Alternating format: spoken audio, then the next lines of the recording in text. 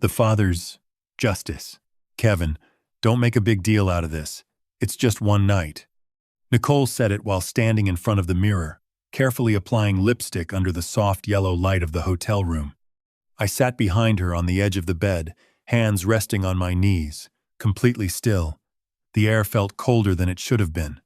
Her heels were lined up near the door, her dress already chosen, everything about her movements calm, practiced. 7 years of marriage, and I was watching my wife get ready to walk out and sleep with someone else, and she said it like it was normal.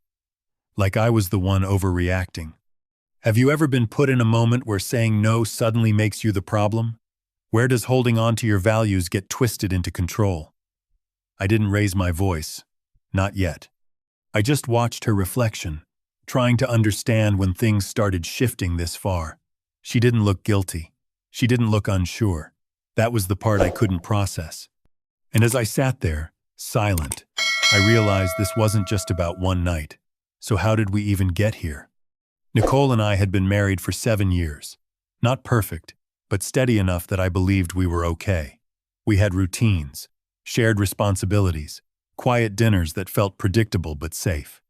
A few weeks before the trip, she walked into the living room with her laptop, turned the screen toward me, and said, "What do you think about Vegas?" Her eyes were brighter than usual.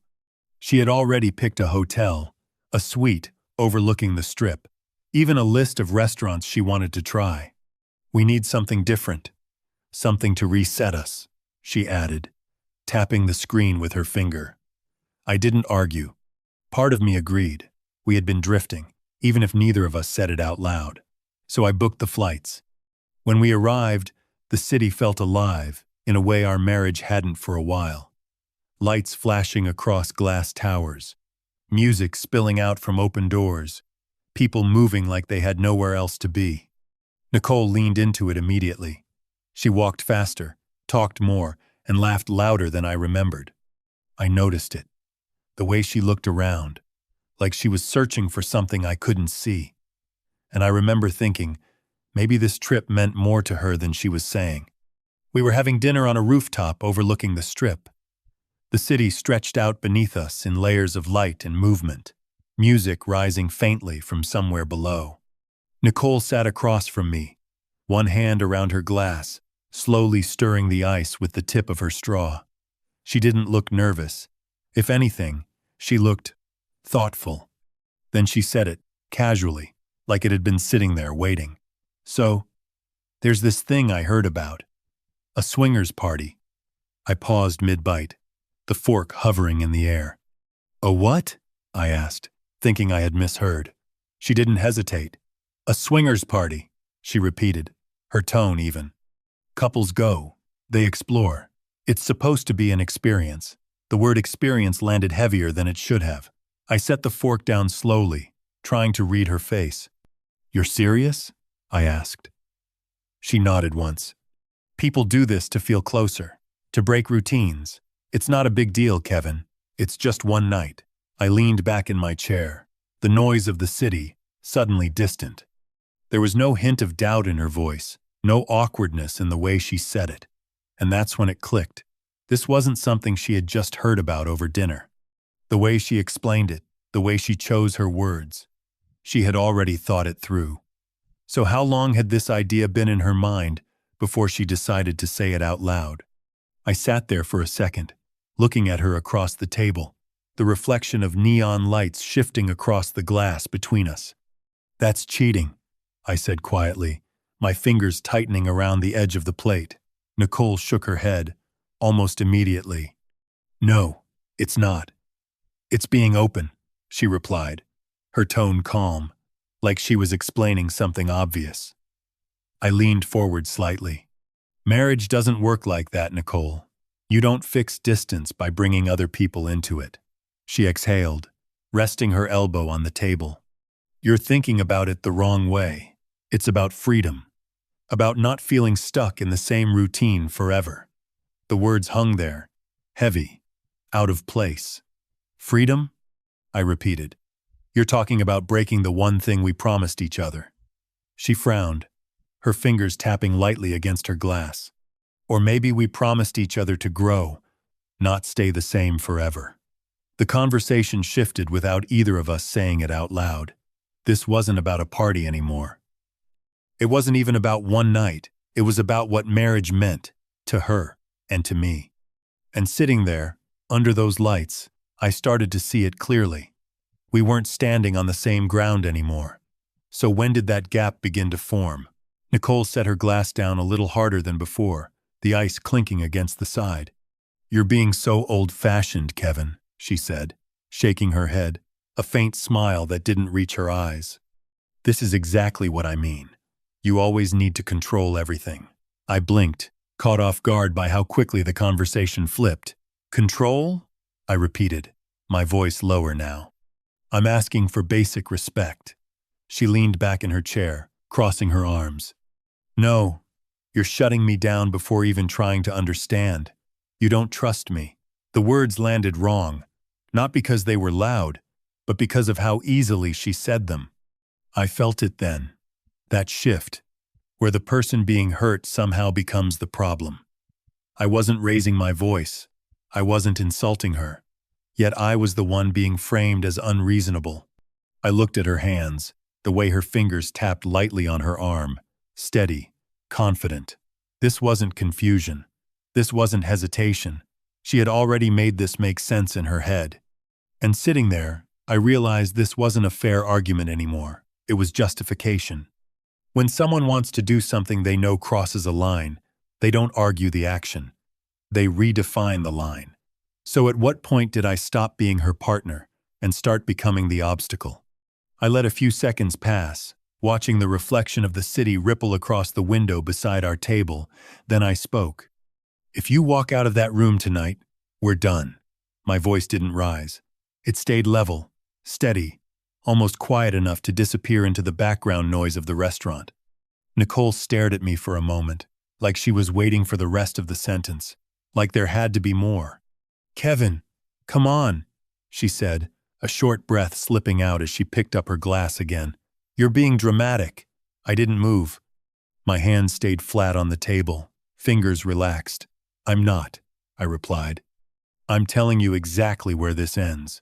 She gave a small shake of her head, the corners of her mouth lifting just slightly, not quite a smile. "You wouldn't actually throw everything away over something like this," she said, more certain now. "You always cool down." I noticed how easily she said that, like she had seen this pattern before, like she already knew how I would react. That was when it settled in. This wasn't a warning she took seriously. To her, it was just another moment I'd get over. I leaned back in my chair, the metal frame pressing lightly against my shoulders. "I'm not asking you to agree with me," I said. "I'm telling you what I will accept." She didn't answer right away. Instead, she glanced toward the glass door that led back inside, then down at her phone resting beside her plate. There was no hesitation in her movements, just calculation, a quiet decision already made. And sitting there, I understood something I hadn't wanted to admit. If you have to argue for basic respect, you've already lost it. I watched her stand up, smooth out the front of her dress, and reach for her bag. So was this the moment she chose to walk away? Back in the room, Nicole moved with quiet focus, as everything had already been decided hours ago. She stood in front of the mirror, adjusting the thin strap of her dress, smoothing the fabric over her waist, then reaching for her earrings on the counter. The light above the vanity cast a warm glow across her face, highlighting the careful lines of her makeup. Her heels clicked softly against the floor as she walked past me, pausing just long enough to glance in my direction. "Are you sure you don't want to come?" she asked, almost casually, like she was inviting me to a show, not something that would break us. I didn't answer. I just sat there, watching her reflection instead of her, the version of her that didn't look back at me. She picked up her purse, checked her phone, then stepped toward the door. "I'll be back late." "Don't wait up," she said, her hand already on the handle. There was no hesitation in her voice, no pause. The door closed with a soft click that echoed longer than it should have. For a second, I stayed where I was, listening to the silence settle in around me. Then I stood up. I pulled my suitcase from the closet, dropped it onto the bed, and started packing. Shirts folded without thinking, shoes placed side by side, movements automatic. My phone lay on the nightstand, screen lighting up as I booked the first flight out. No anger, no tears, just a hollow kind of clarity. By the time I zipped the bag shut, the room didn't feel like a place we shared anymore. So was I leaving a hotel, or everything we had built? I got home deep into the night, the house quiet in a way it hadn't been in years. I dropped my suitcase by the wall, didn't turn on all the lights, just the one above the kitchen counter. The glow was enough. I sat down, unlocked my phone, and opened the joint account. For a moment, I stared at the numbers. Then I moved everything into my personal account. One transfer, clean and final. After that, I pulled up the booking confirmation and canceled Nicole's return ticket. No hesitation. By the time I set the phone down, the clock on the stove was edging toward morning. A few hours later, the buzzing started. Her name lit up the screen again and again, calls stacking on top of each other. I let it ring longer than I should have before answering. "Kevin, where are you?" she asked, her voice tight, almost breathless. "I'm home," I said. There was a pause, then panic slipped in. "You left me here? Why would you do that?" I leaned back against the chair, staring at the empty room. "You didn't make a mistake, Nicole. You made a choice." She tried to interrupt, words rushing out, but I didn't raise my voice. "I'm filing for divorce," I continued, steady. "Don't come back." The line went quiet for a second, like she hadn't expected that answer. So, what would she say when she realized I wasn't changing my mind? In the days that followed, her messages kept coming. Short at first, then longer, then scattered across different hours like she didn't know when I might read them. "I'm sorry. I didn't think it would go this far. We can fix this." I saw every notification light up the screen, but I didn't open a single one. The phone stayed face down on the table most of the time. It wasn't anger that kept me from replying. It was clarity. Regret after the fact doesn't carry the same weight as respect before the choice. The paperwork moved forward quietly. Meetings, signatures, brief conversations with lawyers that felt more procedural than emotional. There was no mediation, no second attempt.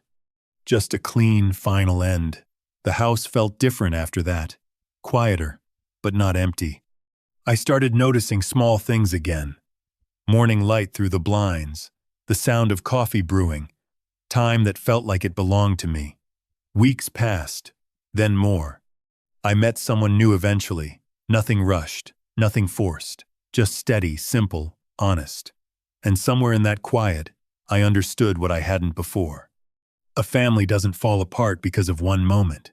It breaks when trust is treated like something optional. Money can be divided.